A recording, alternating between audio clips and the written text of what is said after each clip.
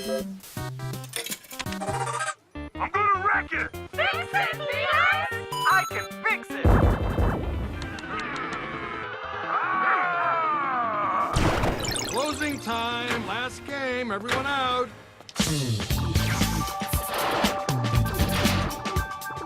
My name's Wreck-It Ralph. I'm gonna wreck it! 30 years I've been doing. Hey guys, Lucas here again for another movie review. I know it's been a long hiatus for me. There's been a big process of my house getting redone. The house that I usually shoot my videos at, I'm at my other apartment right now, so that's why I'm able to shoot this. I'm using a different camera and stuff, so a lot of the stuff that's in my other house is in the storage unit that I have to wait a couple more days to get my stuff back. So that's why I haven't shot a video in a while, but I'm making my triumphant return back to YouTube with a review of Wreck-It Ralph, the new Disney animated film with the voice talents of John C. Reilly, Sarah Silverman, Jack McBrayer, and Jane Lynch. And it has a very interesting and cool concept where this arcade game called Fix-It Felix Jr. There's this bad guy who's basically Donkey Kong of this game. He's Wreck-It Ralph, of course, and he smashes this stuff on this building, and this other character, Fix-It Felix, voiced by Jack McBrayer, fixes it, and he's tired of being the bad guy, and he's tired of, not getting any credit and been doing the same thing for 30 years and getting no recognition for it. So he game jumps and goes to different games and tries to become a good guy, and eventually he ends up in this other game called Sugar Rush where he meets Sarah Silverman's character, and they kind of form a bond, and they both try to become better people. When I first heard the concept, I thought it was really interesting, and then I was kind of underwhelmed by the trailer. I really liked the kind of like the AA meeting with the bad guys, except of an AA meeting. It was a bad guy meeting, but it was really interesting, and that's still one of the best scenes in the movie. But the trailer just kind of left me disappointed, and I thought it still looked cool, but it just seemed very childish.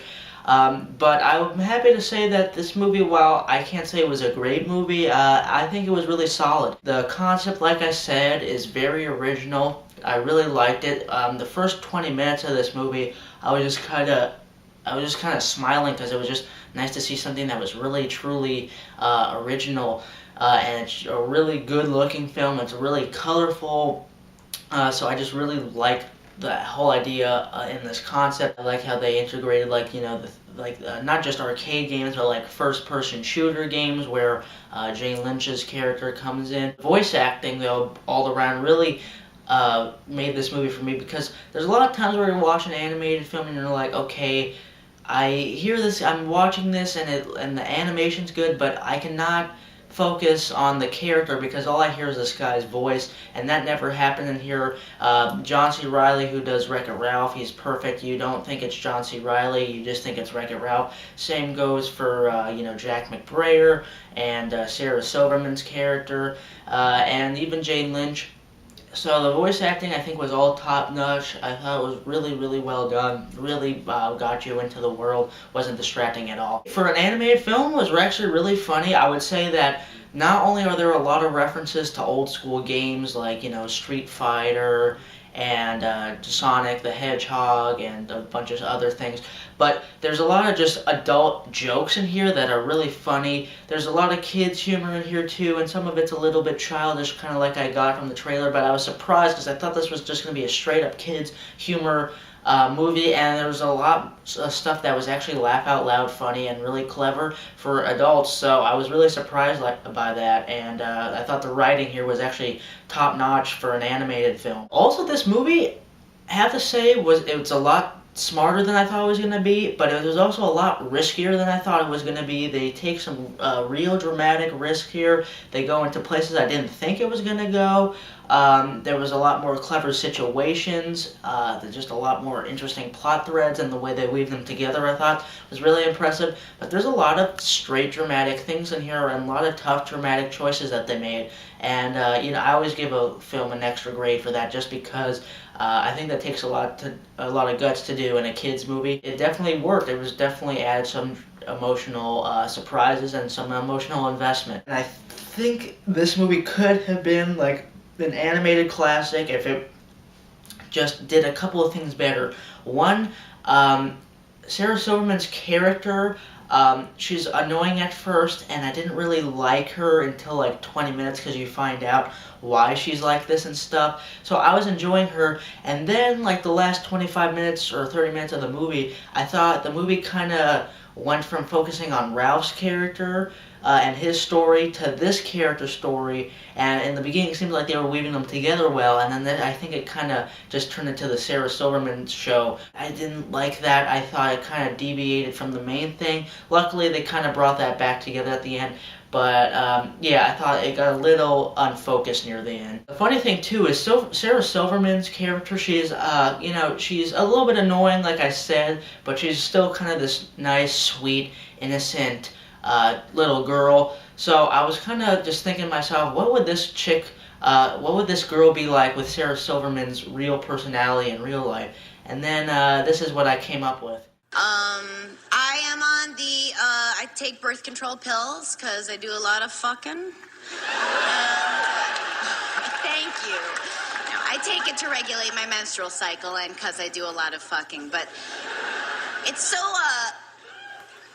hormony, you know, like I want some other kind of birth control, some other kind of contraception. So I'm always asking my friends what they use. Hey, bud, like I always ask, like I asked my friend Charlie what he and his wife use for birth control. And he said they, he just comes on her face. That would have been a different movie. The movie, it peaked, I think, for me, like in the first 20 to 25 minutes because I was just so, and I thought just the concept was so cool and I was getting lost in this world. And most of the movie takes place in this game, Sugar Rush, and I kind of was bummed out about that because you got the cool world that, with the other video game characters from all these different games, and then you got this really cool first-person shooter world, which is kind of like a Halo kind of thing, called Hero's Duty, and that's an awesome world. Looks great. And then you spend most of this movie in this Sugar Rush land, which, don't get me wrong, looks cool, a lot of vibrant colors and stuff, but it felt like it kind of turned into Candyland, the movie. I just kind of wish there was more, maybe not game jumping, but just a little bit more variation in the world. I wish they went back and they had to go visit other characters from the games, except a lot of the characters from the other games came to the Sugar Rush game, so I was a little disappointed in that. Not a huge complaint, but it just was a little disappointing. And the movie is, I think, a little overlong. I think it's like an hour and 48 minutes, which is a little on the long side for a kid's movie. It never really fully dragged for me, but I thought kind of in the middle and near the end, I kind of knew where it was going. And I thought like it could have wrapped up a little bit quicker. But like I said, they did take some risks near the end that did surprise me at the same time, so I was kind of interested, like, okay, this is getting interesting, and they do weave a lot of plot threads in here, and you really want to see how they all come together and how they pull it off. So near the end, the conclusion's pretty exciting, but in the middle and a little bit towards the end, it's still just a little too long. But overall, I think this is a really solid movie. If you're an old school video game or arcade fan, I think you're gonna love it even more than kids. I played a few of these games and I got a lot of the references, but I wasn't like a huge fan. But I still think this is a very solid kids movie on its own right. I wouldn't say it's my favorite animation of the year, but it's definitely in my top 2 or 3. I'm gonna give it 3.5 stars out of 5, and just see it just because it's such an original movie and I really dug it a lot. That's my review of Wreck-It Ralph. It feels good to be back, and I'm going to be out of town next week, so expect my review for Skyfall to be a couple of days late, but it's good to be back. Subscribe, and I'll see you guys later. Are you a hobo? Listen, I try to be nice. You're mimicking You're me. mimicking me. That is rude, and this conversation is over. This conversation.